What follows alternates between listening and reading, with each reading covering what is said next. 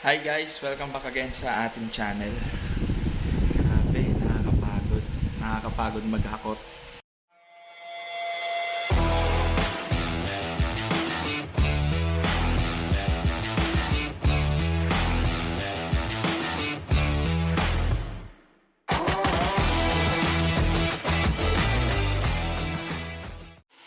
Yan guys, ito na yung mga nahakot naming gamit. Grabe. Ay nako, alam ko dinanas to ng mga palagi ang naglilipat, lalo na yung mga nakatira sa apartment, di ba? Ngayon, ito yung sitwasyon ng aming bahay. Ayan na. So, syempre, hindi pa rin mawala ang mga plastic nating mga cabinets. For now, ganyan muna mga kabudget. Talagang ganun eh. Ayan. At last na nating lipat to. Nandito na tayo sa aming pinagawang bahay. Ayan. Ito ang mga aabangan nyo sa next vlog natin kung paano namin maayos to. Kaya samahan nyo kami palagi. Ayan. At nakuha na namin yung aming sofa sa aming tinitirang apartment. Ayan na siya. Ayan, ayan, ayan oh. Wow. So ngayon, akala nyo ano lang siya, dumi-dumi, pero hindi siya dumi-dumi. Ito, tingnan nyo.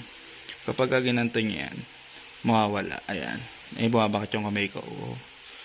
Mabakat. Ayun. Para siyang, ewan ko kung ano ba tawag yan. Kapag nagaganon siya, nagbabago yung color niya. Okay, nagbabago. Tapos, ito yung aming mga electric fan. At ito pa rin yung aming mga gamit. So, ayan, uunti-untiin lang natin. Tingnan nyo to. Ito yung kabuuan. Ayan na. Di ba?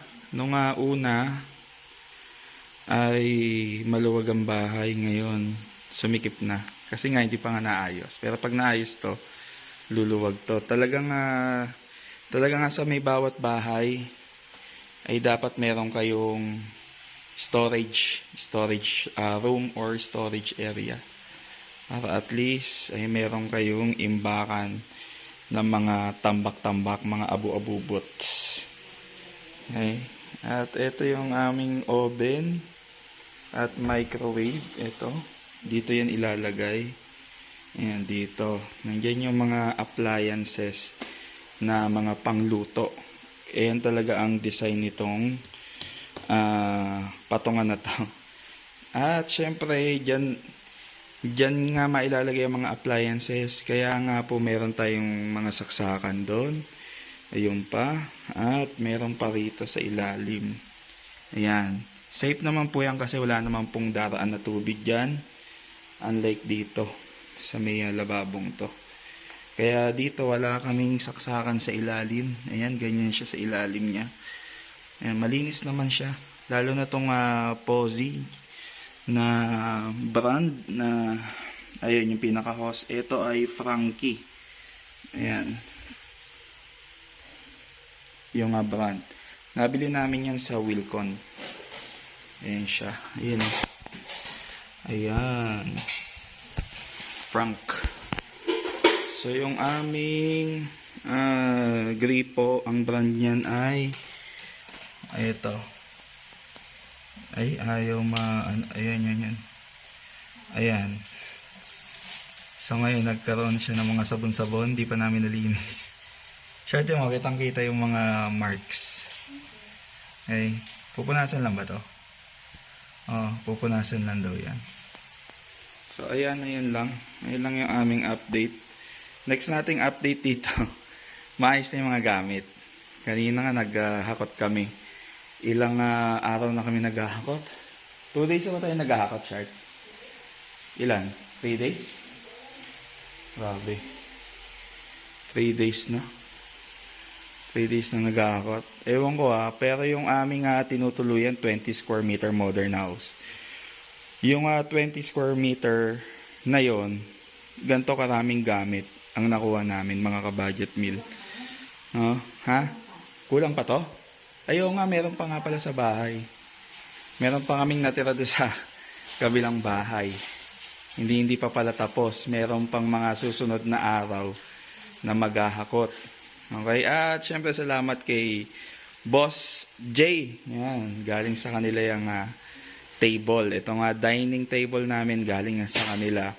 Binigay sa amin. Okay? Ano pa ba yung mga bigay dito? Ayan, ito mga bigay-bigay rito. Ito katulad ng drum. Ayan, binigay lang din sa amin yan. Kailangan natin ng drum. Yan ang aking may sasuggest sa inyo. Yung bawat tahanan natin dapat may drum. Kasi minsan nga nawawalan ng tubig, di ba? Merong mga time na mga nag-a-announce yung water ano yan? Water company na mawawalan ng tubig. Kaya kailangan natin ng drum. Okay? Shout out sa inyo sa mga merong mga gantong lagay ng damit. Ayan, mga plastic muna. Wala muna tayong modern na cabinet. Kasi nga, bago pa lang tayo rito, titingnan natin kung ano yung mga kailangan. Actual talaga to. Actual na talaga nangyayari. Okay? At ano pa ba ang pwede ko sa inyo masuggest? Okay. Ito, wala to. Ayan. Baril yan na di bulitas. Ayan. Ayan. Ayan yung mga laruan ng mga nahalungkat kapag naglilipat. Okay? Ano pa ba? Wala na, ito lang naman. So, ito yung plastic na basura. Magamit yan. Ayan kapag maghahakot kayo ng gamit. Magamit siya.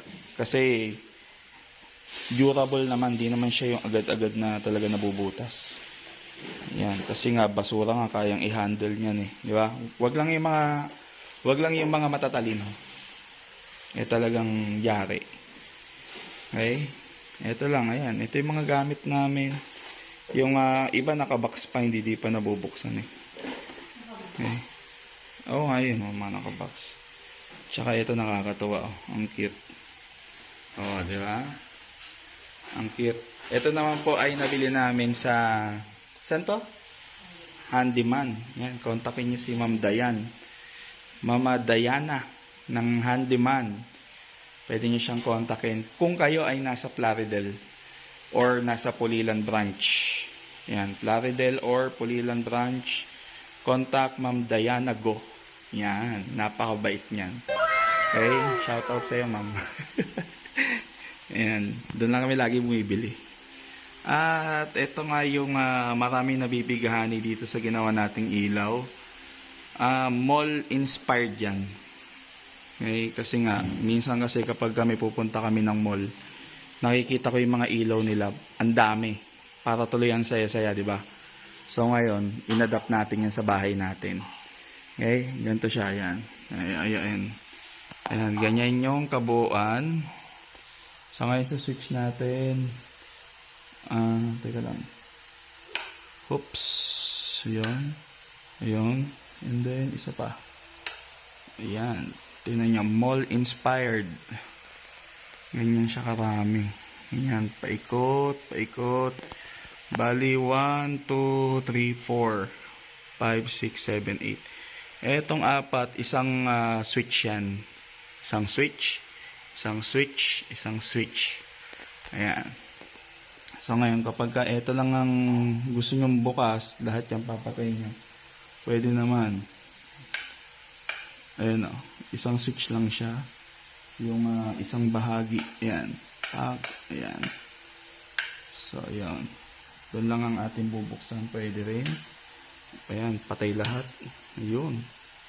At doon lang ang aming binubuksan halos. Ang bawat bulb pala niyan, 9 watts lang.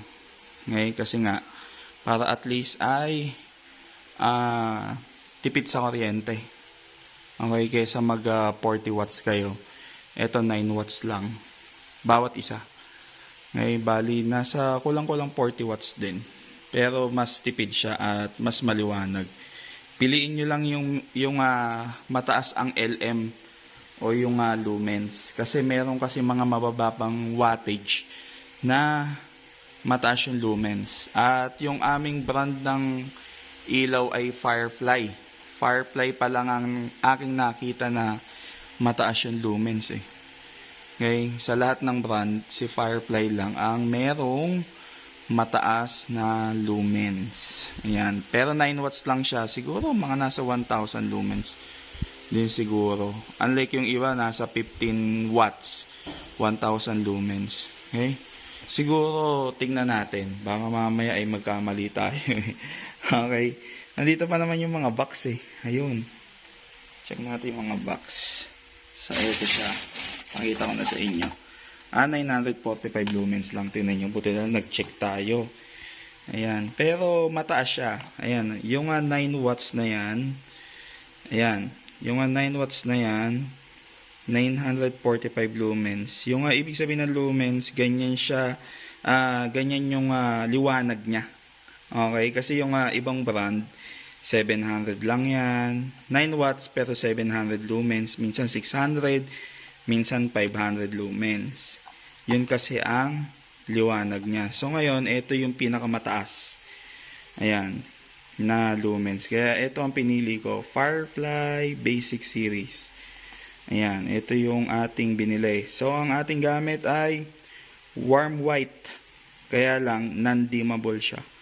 Ibig sabihin, hindi sa kanya po pwede yung switch na dipihit. Diba yung merong palakas at pahina. Hindi pwede. Talagang patay at bukas lang siya. Okay? Meron naman din po mga bulb na ganun. Pero ito, hindi. Ayan. So, okay din siya. Ayan o, 85% energy saving. Kaya goods to. Goods. Shoutout sa inyo, Firefly. Yan. Ayan siya o, nasa 3,000 Kelvin. Yan na warm white. Kaya siya ganyang kaliwanag. Ayan o. Tingnan nyo. High lumen output. Okay, isipin nyo. 105 lumens per watts. Grabe, no? Siya lang ang may ganyan. Kakaiba. Pero po, ito po ay not sponsored itong ating vlog. Pinapakita ko lang po sa inyo yung ating ginamit na ilaw. Ayan o. Pinakamaganda sa kanya, no UV emission. Ayan, okay siya. Withstand shock and vibration. Ayan, yung mga lugar na laging may lindol. Pangalawa, kapag yung ilaw malapit sa aircon. Okay? Kasi yung aircon, nag-vibrate yan eh. Ayan, built-in safety device. Kaya to good to. Good. Kaya kami nag-Firefly. Ay, ang dami niya, no? Okay. Kaya lang kami, hindi kami nagtatapon ng box. Siguro, papasok namin to kapag nagka-storage na. Bakit? Kasi pagka napundi, pwede namin ibalik. Kasi kapag wala ng box, mga ka-budget meal, hindi mo na maibabalik yan. So ngayon, kaya kami, tinatabi namin yan. Ayan ang mga sikreto. Okay? Kasi syempre, hindi rin naman po maiiwasan na merong mga factory defect. Okay? Minsan, 1 week lang pundi na. At least, pwede natin ibalik. Okay? Ganun tayo dapat ka-wise. Kasi, mahal din ng isa eh. Okay? Mahal din ng isa. So, kahit yan ay 50 pesos lang, mahal pa rin. Kasi mahirap pumita ng pera. So, yun lang mga ka-budget meal. Time check tayo, 10:30 PM.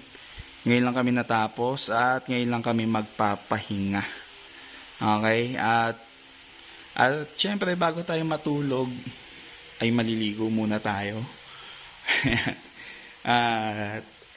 Excited na akong maligo dito kasi first time ulit. Ayan. So ngayon, ito ang aming comfort room. For now, nilagyan muna ng aking misis ng shower curtain. Ito po ay galing sa DIY. 135 pesos lang siya. Ayan. Yung curtain na yan. 135 pesos. Bumili muna kami kasi nga wala pa tayong budget pang pasalamin. Ayan. Sasaliminan kasi dito yan eh. So for now, ganito muna. Hindi po talaga ito ang ating design ha.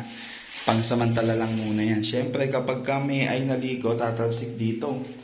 Okay? Tatalsik. Kaya ayun. Ganyan muna for now. Okay, at mag-update na lang kami sa inyo kapag fully na tapos na. Okay. Ayun lang. Ayun lang ulit, ipapaalala ko lang sa inyo. Kung hindi ka pa nakakapag-subscribe sa ating channel, hinikayat ka namin na mag-subscribe, mag-like at i-share itong aming video. Kung ka-share naman, why not? Ayan. At syempre, huwag nyo rin pong kalimutan na pindutin yung bell button para at least ay always kayong updated dito sa ating 60 square meter na modern house. At magpa-price reveal tayo dito. Ay, gastos reveal pala. Okay? Gastos reveal siguro sa next vlog kapag maayos na, sasabihin na namin sa inyo kung nakamagkano kami rito. Kung budget meal ba? At kayo na po ang humusga. Ayan, kayo na po humusga kung budget meal ba, reasonable price ang aming nagastos dito. Just comment down below na lang sa next vlog. So paano, hanggang dito na lang. See you ulit sa next vlog natin.